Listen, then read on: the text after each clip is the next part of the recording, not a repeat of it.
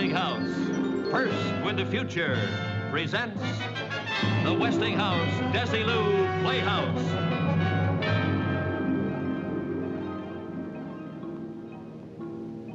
Good evening, ladies and gentlemen, and welcome to another Westinghouse Desilu Playhouse. Tonight, we're going to see a story written by Rod Serling and starring William Bendix. Our story begins in a doctor's office. A patient is sitting there. He walked into this office 9 minutes ago. Once upon a time, there was a psychiatrist named Arnold Gillespie and a patient whose name was Peter Jensen. Mr. Jensen walked into the office 9 minutes ago.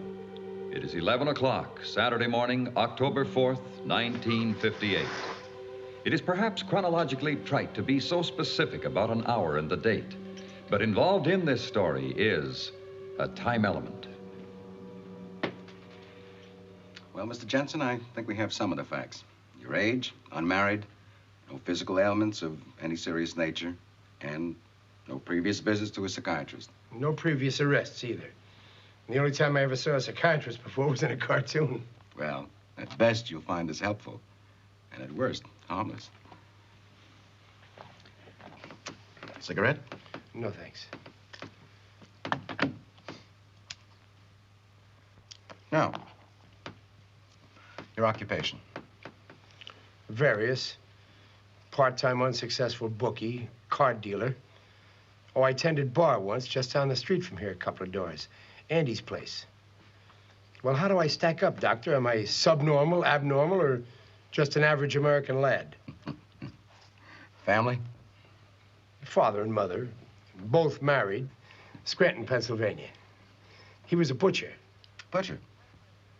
Yeah, he was highly successful. His thumbs weighed 12 pounds. That's a good joke. You think so? Maybe you should see a psychiatrist. I think I will take one of those cigarettes. Sure, help yourself.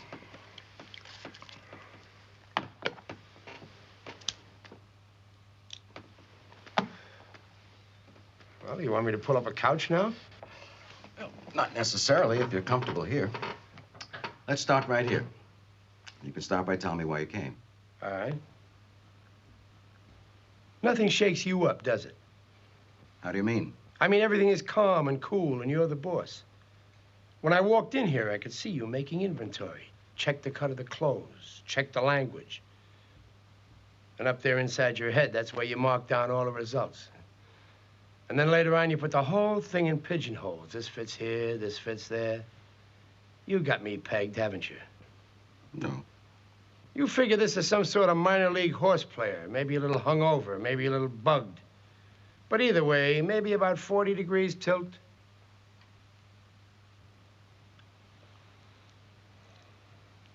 My cigarette went out.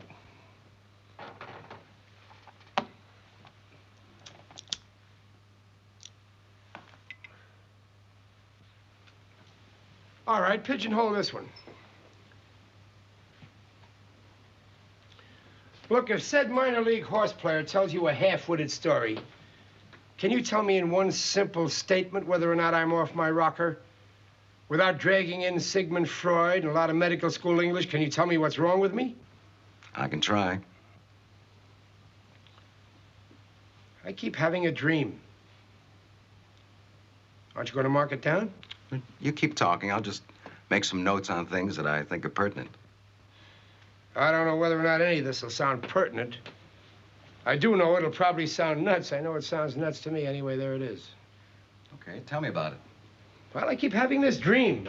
I've had it, I don't know, 5 or 6 times now. What sort of dream? A real one. Did you ever have any wacky dreams that seemed real? Oh, sure. I guess we all have. But have they happened over and over again? Recurred? Same dream? The same dream, identical. It doesn't change. What's it about?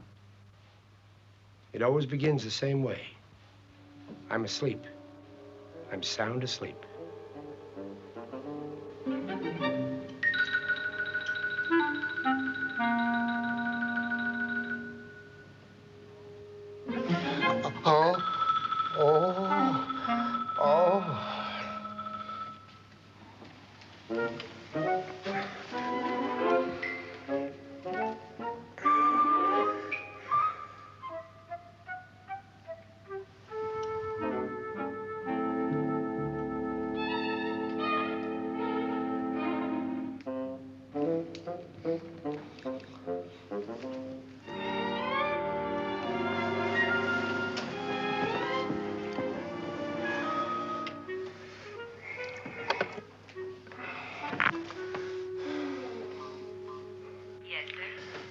This is 506.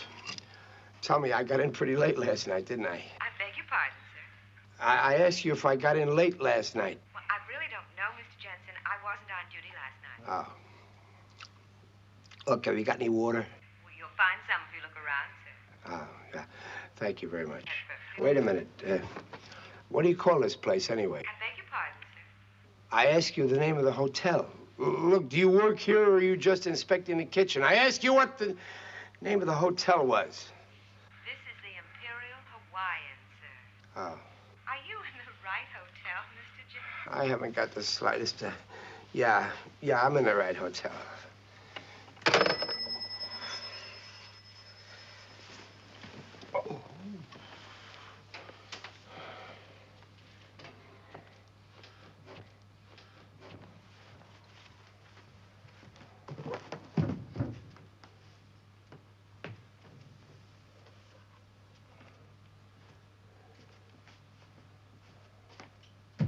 Oh.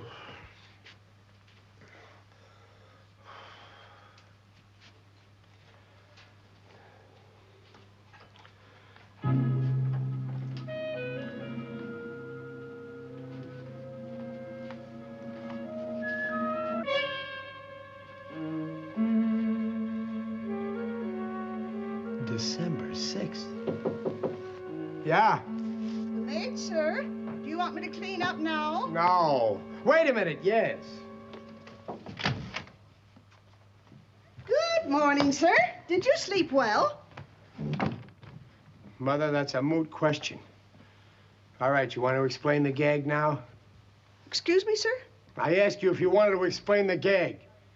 You tell the guy who put you up to this he's on the threshold of a deep wound. You tell him I'm going to take out his teeth one by one. This is October, isn't it? October, sir? What's October? 30 days has October. April, June, and November. Remember? This month, it's October, isn't it? October? I don't believe so, sir. What do you mean you don't believe so? Is it October or isn't it? It's December, sir. December 6th. It's what? It's December 6th. Yeah, that's what I thought you said. December 6th. Are you all right, sir? Yeah, I'm all right. Except that I have obviously just come down the home stretch of the biggest toot in the history of man. You say this is December 6th? Well, last night I was in New York City at the Benjamin Willard Hotel, and it was in October. You're probably overtired, sir. Maybe you aren't feeling so well. Why don't I come back later? Overtired I'm not. Not feeling so well. That is the champion blue ribbon understatement of the year. A toot that takes 2 months and winds up in... What's the name of the place? What's the name of what place, sir? This place! It's the Imperial Hawaiian Hotel. That's what I mean. Since when is there an Imperial Hawaiian Hotel in New York City? It isn't in New York City, sir. It's in Honolulu. Well, that figures. It's in Honolulu. Which leads me to the next question. What am I doing in Honolulu? I don't know, sir. Yeah, that's what I thought you said. Now, there's just one more question. Really, sir? Why don't I come back later? Come here.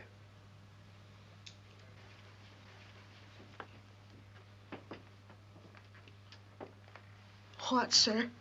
Does this hotel have a bar? Yes, sir. It's got a lovely bar. And where is the lovely bar? Downstairs, sir, off the lobby. If I ever have another mother, I'd want it to be you. Come back later, honey, and we'll dance. Yes, sir. Absolutely, sir. Honolulu.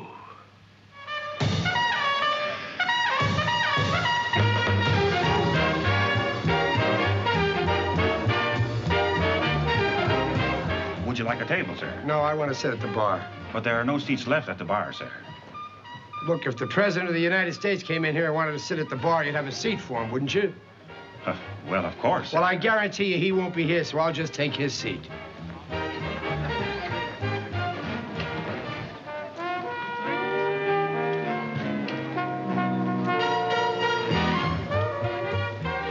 That seat's occupied.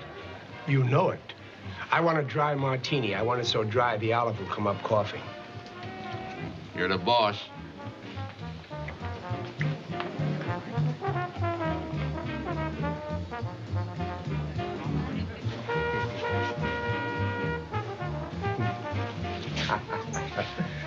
Look, I tell you what you better do. You better just keep them coming. I'm on the last lap of the biggest binge in the world. Rough night, huh? 30 rough nights. Would you believe it? I fell asleep in New York a month ago, and I woke up here this morning. Dear boy, I know the feeling. Once I fell asleep at the Dublin airport, and I woke up on a British troop train going into Palestine. And that's my record. 43 days in the arms of Morpheus. Well, bless you. My wife. My drink. Oh, I'm sorry. Oh, that's all right. Think nothing of it. Have you been married long? 1 day, 6 hours, and 12 minutes. Well, I never would have guessed it. Oh.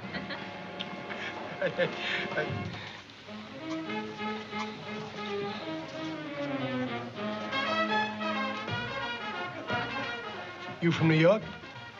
Born, bred, and raised. Good man. Sure is. Was. How's that? Was a good man. Yeah, that's what I said. No, you said he is a good man. Well, isn't he? He was. He's not here today. Of course he isn't. He's in New York, where he should be.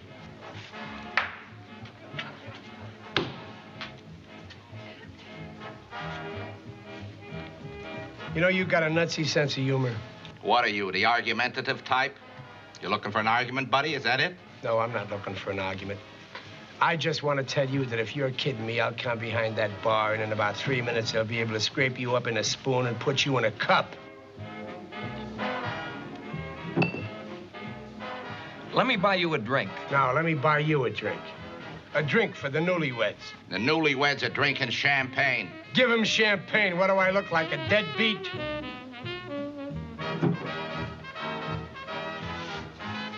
To the bride and groom. Long may she wave.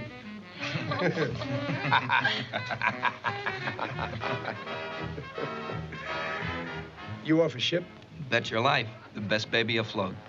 The Arizona. What? The Arizona. The Arizona? When did they dredge her out of the mud? You're talking about my ship. She's never been close to the mud. She hasn't, huh? Boy, you got a lovely wife and a lousy memory.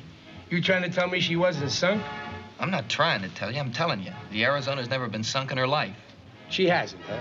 You know it. You know it. I don't know it. I say she got sunk on December 7th, 1941. And that's where she sits today, in the mud at the bottom of Pearl Harbor. Now, what do you think of that?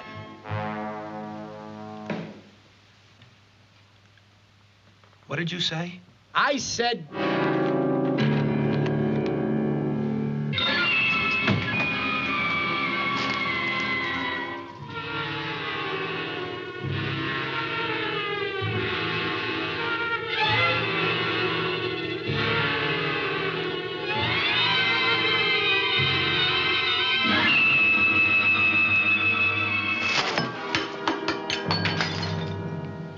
It's not 1941. It's 1958. You hear me? It's 1958. How could it be 1941? It's 1958. How could it be 1941? It's 1958. 1958. Mm-hmm. And the dream ends there, huh? No, it goes on. I see, but up to that point, you say that each dream is identical. Identical. I even remember going to the door of the bar, look out in the street, look at all the cars. 39s, 40s, 41s, no fins or anything. Go on. Now get this. This is probably where I should get on the couch. I don't think this is a dream.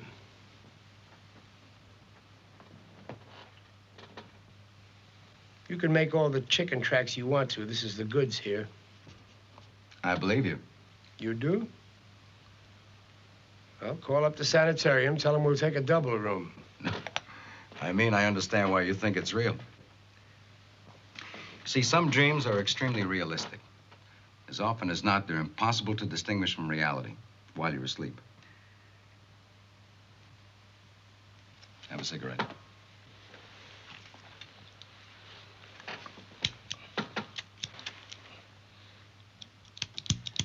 It's run out of fluid. I've done quite a bit of smoking here. Now, where were we? You don't get what I'm telling you, do you? It isn't just that it's real while I'm asleep. While I'm telling you this, while I'm standing here telling you this, it's still real. Everything that happens in those dreams, that's real. Go on. Well, it spills the beans, doesn't it? And this is your problem. That's some problem. A guy who dreams things and thinks they're real. Well, as I told you, some dreams are very real. Oh, I've had dreams like everybody else. But a week ago when these things started, I knew that they weren't dreams. You understand? They're not dreams.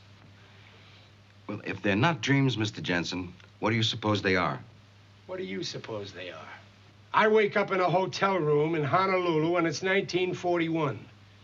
But I mean, I really wake up and it's really 1941.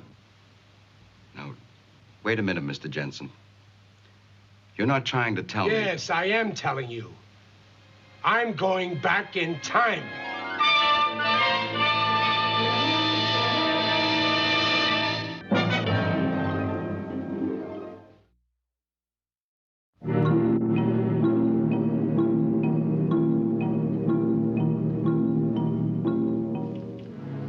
Yeah. Well, are you a bookie or aren't you? Okay, then, this is the bet. I picked Joe Louis over Buddy Bear. What odds did he give me if I picked the round? What are you talking about? They're not scheduled. They will be. They're going to fight on January 9th. Yes, that's right, Buddy Bear. I picked Louis in one round. What's the quote? 30-1. Come on, boy, come on. Well, that's better. Okay, I'll take $500. Right. What do you mean, how do I know? I just know, that's all. Right. Say, wait a minute, you got the name right? No, Jenson. Jensen. Peter Jensen, that's right. I'm at the Imperial Hawaiian. Wait a minute. Jensen speaking. Right. I'm the guy. I'll call you back. You want to take a bet on the All-Star game for next year? I'll pick the American League. I spent the next 2.5 hours in a kind of paradise, making bets on sure things. Every race, every prize fight, every football game I can remember happening after December of 1941. I got it figured out that if this crazy stuff goes on at least 6 more months, I'm a shoo-in to collect about $464,000 from a half a dozen soon-to-be impoverished bookies. I'm not scared, you understand. I don't have one idea what I'm doing back here, but as long as I'm back, I figure I'll put it all to good use. Come in. Hi. How are you? I'm fine. How about a drink? My wife asked me to stop by and see how you felt. That was nice of her. I feel great. How about a drink, huh? No, thanks. We're going swimming. She was a little concerned. My wife, I mean. About what? About me? Well, it's just that down at the bar when you saw that paper, you began Oh, that. Well, that was... Well, as a matter of fact, I was going to give you a ring and tell you that I was sorry about that Arizona stuff. You know, the mud and everything. It was nothing personal, you understand. Sure. Good. Let's see, I had the All-Star game, 500. Are you sick? No, I'm all right. Well, what made you say it was 1958? Oh, I guess I was just a little whirly up here. Sure. Well, look, we'll be back about 4 or 5. Maybe you'd like to have a drink with us then if you feel okay, huh? You got a deal. Well, we'll see you later then. Fine. Wait a minute. Huh? What do you do on the Arizona? Oh, I'm in the engineering section. You work down below, huh? Most of the time. Good job? I like it. Well, I'll see you later then. Yeah, we'll give you a call when we get in. All right.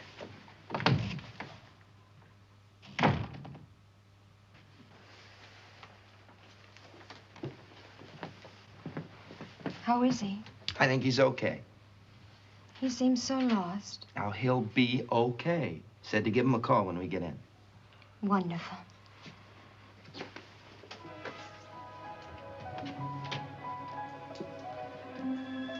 I remember thinking right at this given moment that these are two nice-looking kids. And while I'm watching them, the thought hits me that this is an awfully young and pretty kid to be a widow after just 2 days of being a wife.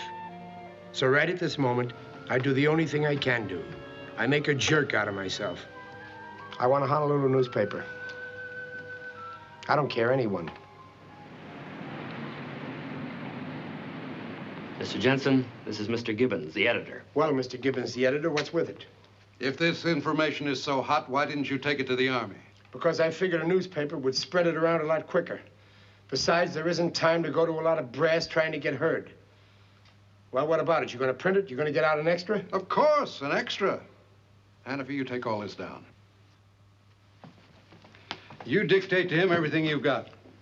I can give it to him in about 3 paragraphs.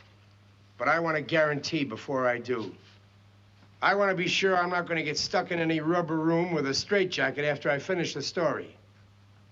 Go ahead. And you take it all down. All right. I have information that the Japanese are going to bomb Pearl Harbor tomorrow morning at approximately 8 a.m. Honolulu time. You know this to be a fact? As sure as I know the good Lord made racehorses. They're going to come over here in about 30 waves off a bunch of carriers.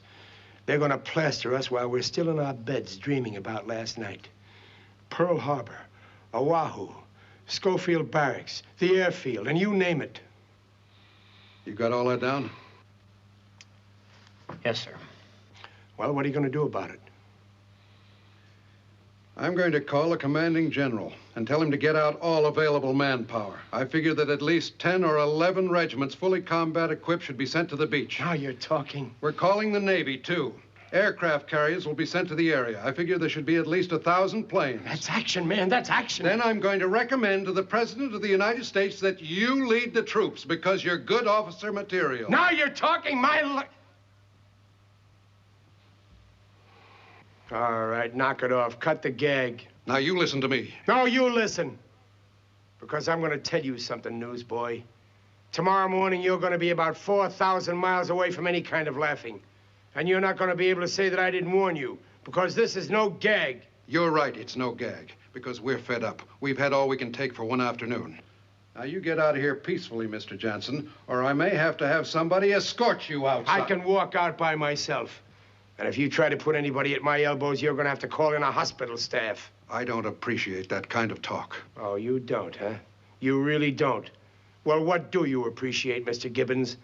Maybe you'd appreciate a good smack in the jaw. Something to repay me for my trouble in coming over here and trying to get in to see you. This is going to hurt me worse than it does you, Mr. Jensen. Believe me. I believe you, Mr. Gibbons.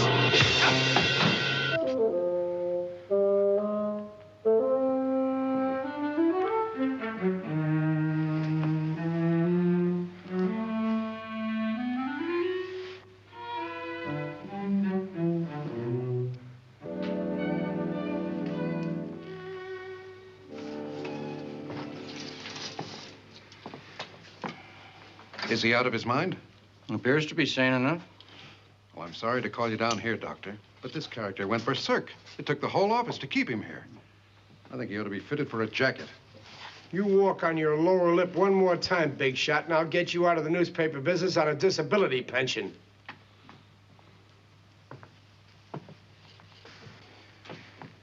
You've never suffered from delusions, have you? You do know where you are, who you are? Oh, stop it. I'm as sane as anybody in this room. And a more incriminating statement I'll probably never make the rest of my life. What is the date today? December 6th. And we're what? We're where? We're in Honolulu, Hawaii. What did you have to eat today, to drink? Nothing. Nothing to eat and precious little to drink. I've spent the whole afternoon wasting my time with these two kooks. Who is the President of the United States? Who's kidding who? You're supposed to be finding out if I'm nuts. Eisenhower. Who did you think it was? U.S. Grant? Who? Who did you say the president was? Of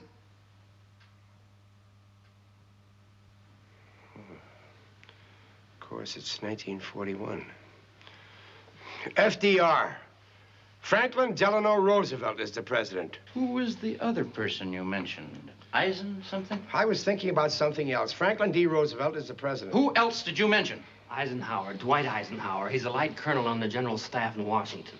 How did you know about Ike Eisenhower? Who is the vice president, Mr. Jensen?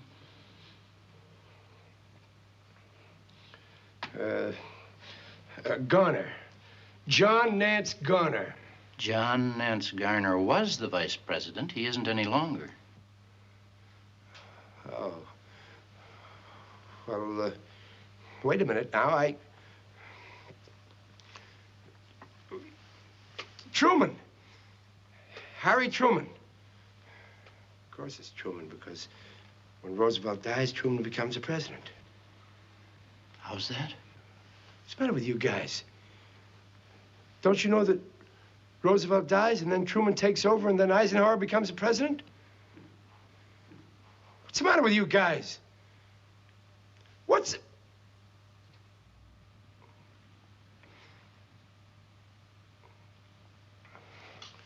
All right, fellas. I take it all back. You named the vice president, and that's who it is. Forget I ever mentioned it. Hold it. Sit down, Mr. Jensen. Let's you and I talk this over.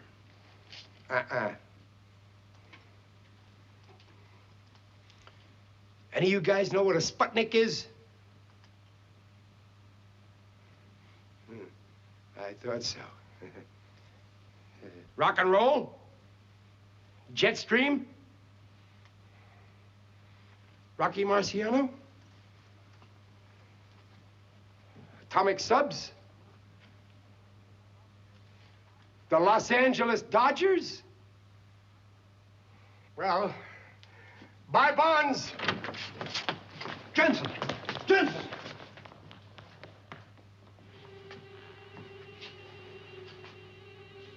Something on your mind, Hannafy? No, nothing, Doc. Except... Except what? There's nothing insane about that man.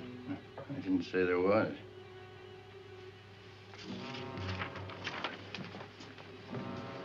This yours, Hannafy? You're quite an artist. Your plane's Japanese, I suppose. Not really. Just doodles, that's all. You'd better watch yourself. I'll be putting you under a light.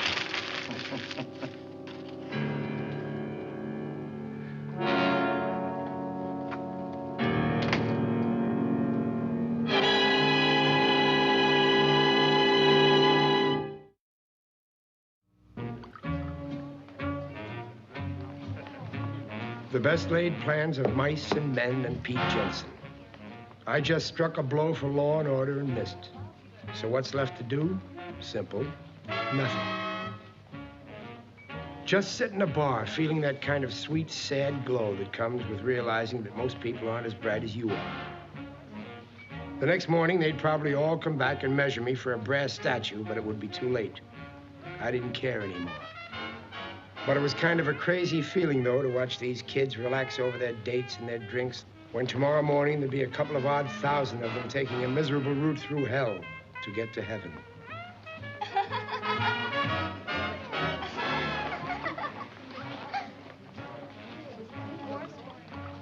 A Happy New Year to you. Knock it off.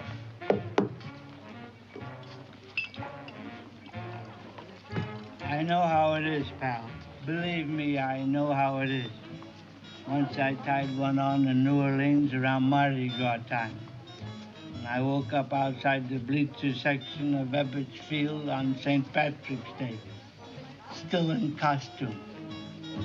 Believe me, I know the problems of which you are exposed. Hi. How about having that drink with us? Oh, yeah.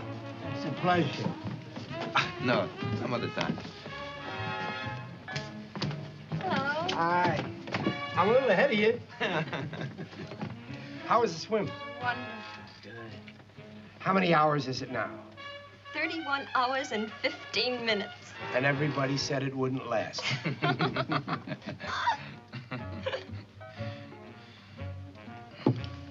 Mr. Jensen? Pete. Pete? Are you all right? Oh, sure, I'm all right. Why? Well, this morning you seemed so sure it was another year. Did I? Well, I guess I was just a little mixed up, that's all, honey. And I didn't mean anything personal about what I said this morning either. Oh, I told you to forget that. Around for all of us. Tom Collins for me. Same here. What about you? What are you drinking? Double scotch. Double scotch. Double scotch. You sure like your scotch, don't you, sir? Why, you got a grandfather in the bourbon business?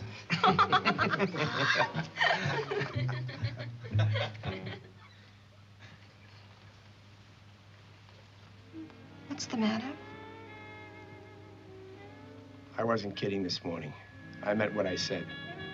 The Arizona's going to get sunk tomorrow morning. Are we on that again? We're on that again.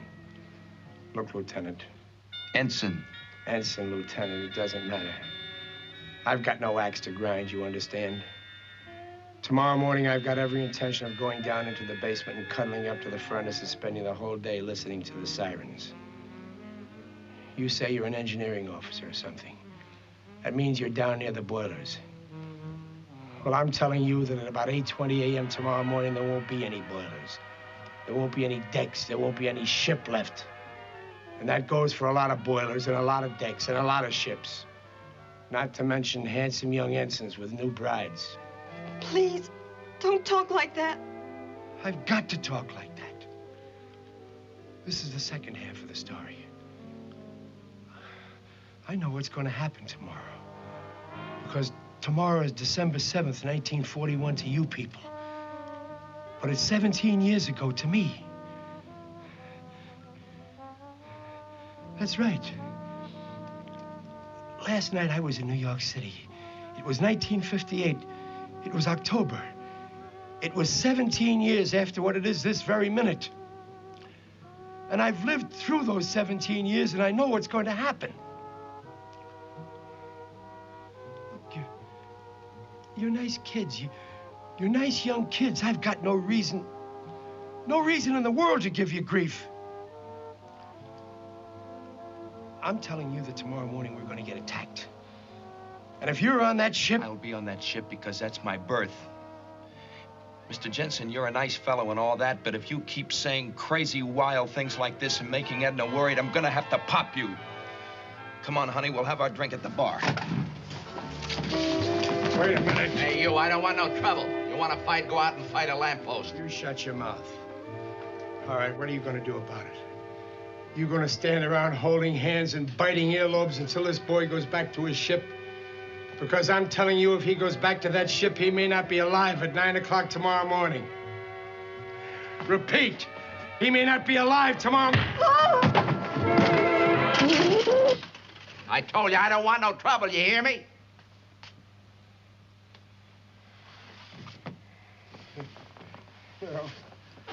You don't want any trouble, huh? You don't want any trouble. All right, I don't want to give you any trouble. I want to give you music.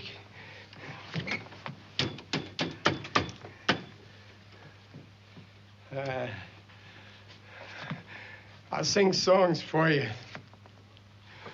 Songs you never heard before. Let's remember Pearl Harbor as we go to meet the foe. You want to hear another one?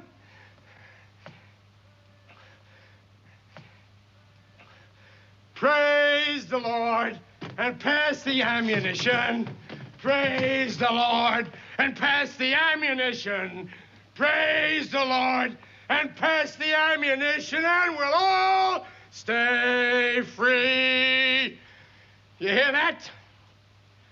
That's the song you're all going to be singing. You're all going to sing that in about a week. Because the Japs are going to...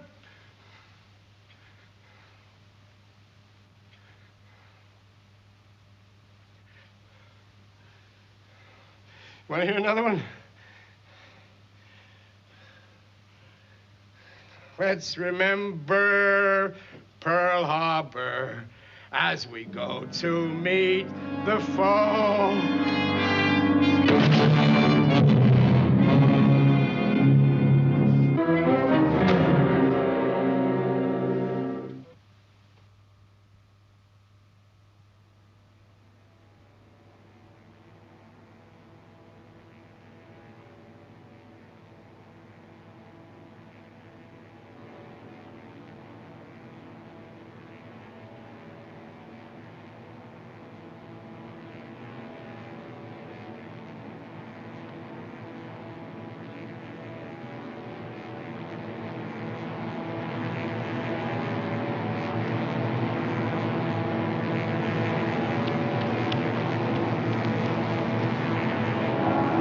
I told you!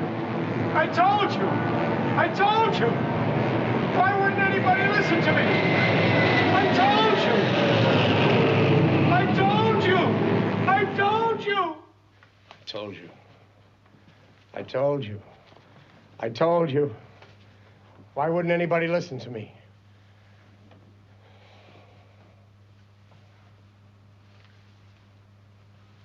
And then? That's where I wake up. Standing by the doors. Planes coming in low. Bombs dropping. Strafing. That's just where I wake up.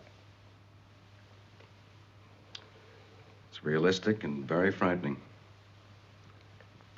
How long has this been going on? How often have you had this dream? Every night for a week. And everything is always the same. Chronologically the same. Everything. Everything.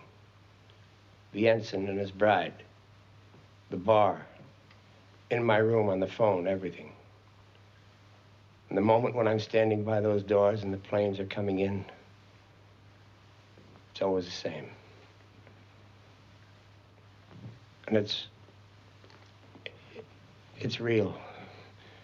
It's not a dream, it's real. I'm going back in time. I know. Well, Mr. Jensen, I won't attempt to analyze that dream now, except to say this, that very often you dream with a purpose. The dreams are usually significant to something deep-rooted in a man's subconscious. But very often the subjects that you dream about are not really the things that bother you. They're only symbols of the things that bother you. Look, Doc, don't try to out-logic me. I'm not trying to pass this off as logic. I just know what I know. I'm going back in time. I can't give you an explanation. I thought maybe you could give me one. And I'll tell you something else. When I'm standing by those doors and the planes are coming in, that's where I wake up. But even after I wake up and I'm lying in bed thinking about it, I know the dream shouldn't have ended there. It should have gone on beyond that. One of these nights, it will go on beyond that. And you have no idea what might transpire in that moment beyond that? No.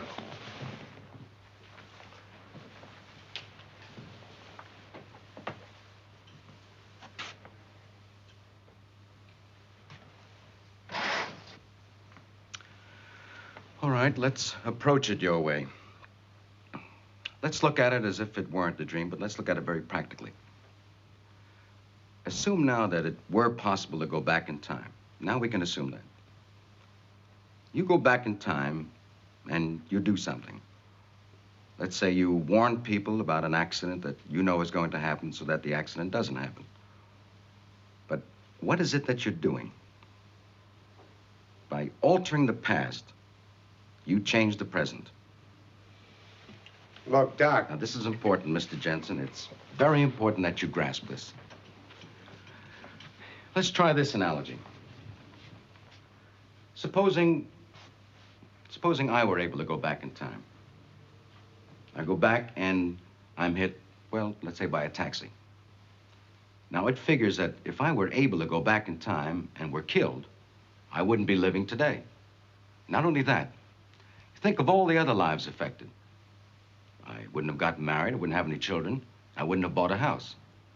Now, all these things wouldn't exist as they do today because I changed them in the past by being killed. So? So, it's not possible to go back in time. We must assume that this is a dream. All right, try this then. All right.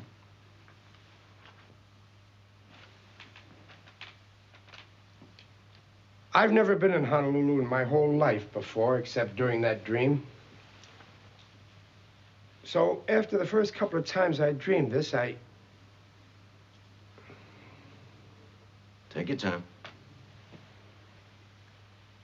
Well, I decided I'd put it to a test. I knew the ensign's last name. It was an odd one, Janoski. He told me that he and his girl had come from a little town called White Oak, Wisconsin. I placed a call there. There was only one Janoski in the book. A woman answered the phone. She told me she was his mother. I told her that I was an old friend of his from Honolulu, and I asked, was he there? And then? And then she told me that her son and his wife were killed in Honolulu on December 7th, 1941. He went down with the Arizona. She was shot down near King Street by a plane strafing. Well, Doctor?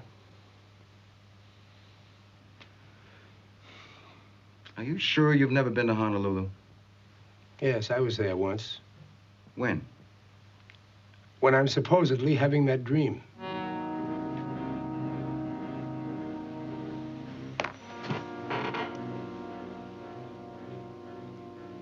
All right, Doc, tell me.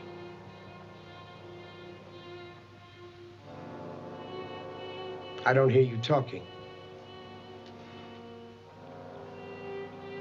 Well, at the moment, I don't quite know what to say.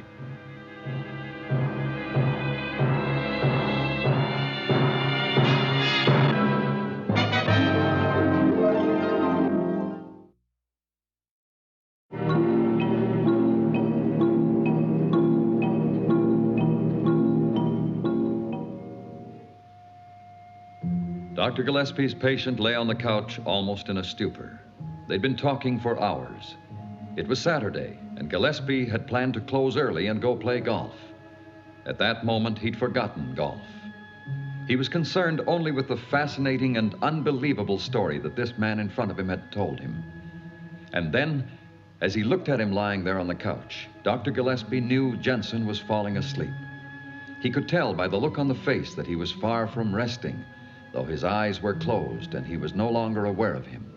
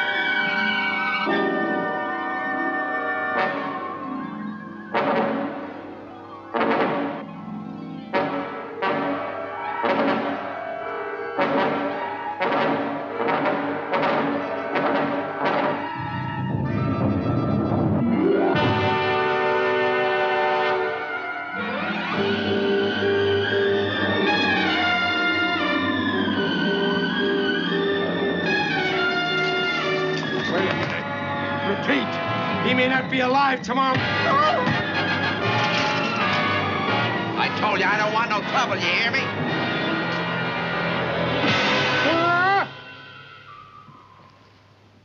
Mr. Jensen. Mr. Jensen.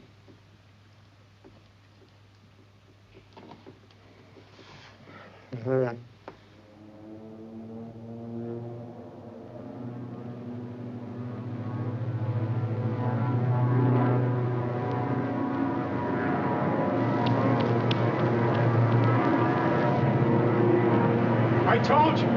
I told you. I told you. Why wouldn't anybody listen to me? I told you. I told you. I told you.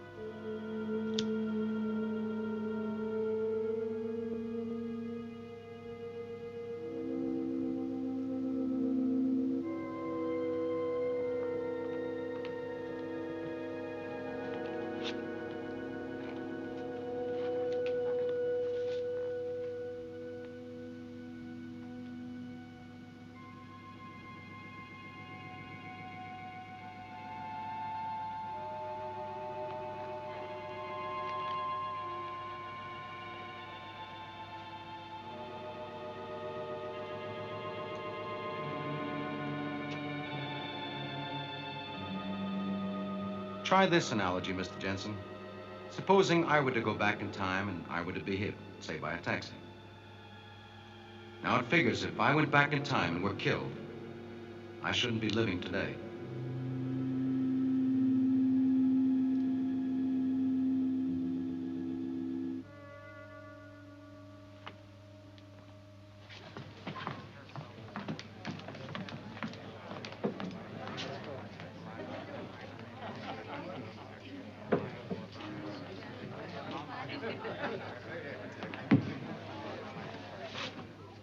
Yes, sir? Bourbon on the rocks.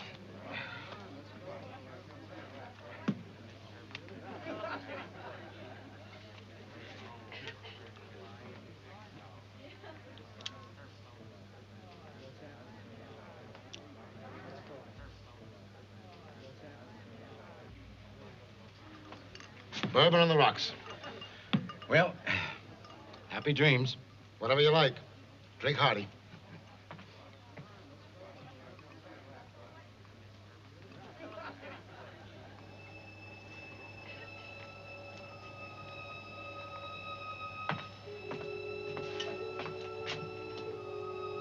Something wrong?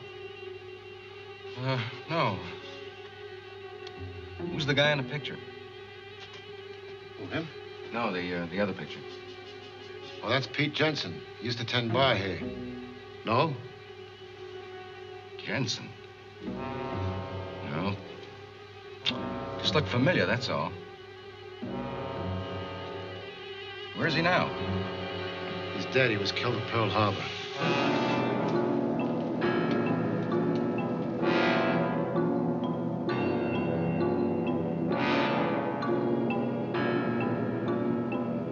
It is October 4th, 1958, Saturday, 12:10 p.m. If anyone is remotely interested in the element of time.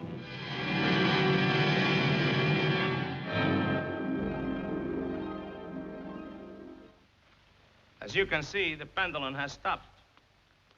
We wonder if Pete Jensen did go back in time, or if he ever existed. My personal answer is that the doctor has seen Jensen's picture at the bar sometime before and had a dream. Any of you out there have any other answers? Let me know. We'd like to thank Mr. William Bendix and the entire cast for their wonderful performances tonight. Now, next week, Lucy and I are going to do one of our special hours with... Excuse me.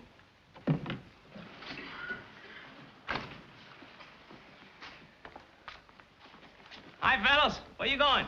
Well, you see... Sorry, Daisy, we can't tell. Hey, hold it a minute, Al. Where you going with all this food? Are you guys having a party or something? It's a secret, Desi. See you later. How do you like that? A secret? I'm supposed to be the boss around here. Come on, fellas. What's going on? Don't be so impatient. We're almost ready. Oh, not you, too. Okay, fellas, move the screens. Desi, meet a big, brand-new refrigerator from Westinghouse, the Desi Lucy Special. Oh, how do you do? It's a beauty. And just look inside. Look at all that food in there and on the door, too. It's a big 12-cubic-foot frost-free refrigerator with a separate home freezer that holds 101 pounds of frozen foods. Wow! And you can keep milk on the door, huh? Oh, sure. That's because the Desi Lucy Special has the famous cold injector that chills faster and keeps foods better. How about that? And right now, it's at a very special low price during the Westinghouse Desi Lucy Fiesta of Values. Well, Betty, I hope that everybody goes to their Westinghouse dealers and see this new Desi Lucy special refrigerator. Because, like you always say, you can be sure... That's my line. You can be sure if it's Westinghouse. Now, as I was saying, next week, we're going to bring you another one of our special Lucy shows with our friends, the Mercers, Little Ricky, Honey, and our... I'm sorry to break in on you like this. I tried to call you, but our line was busy. But I just had to tell you how exciting that show was tonight. Oh, thank you. But that yakety Betty Ramsey was on our party line. Boy, she never stops talking. Yep. I think it's perfectly ridiculous, dear, that we don't have our own private line. I really do. Yeah. Well, I was just telling the folks about our show next week. Oh, you mean the one where we rent the house to Danny Thomas? Yes. Oh, did you tell him the name of it, dear? No, It's called The Ricardos Make Room for Danny, and I do hope you'll all be watching. Good night, folks. Honestly, that Betty Ramsey. Boy, I didn't know that a woman could talk that much. Talk. Good night.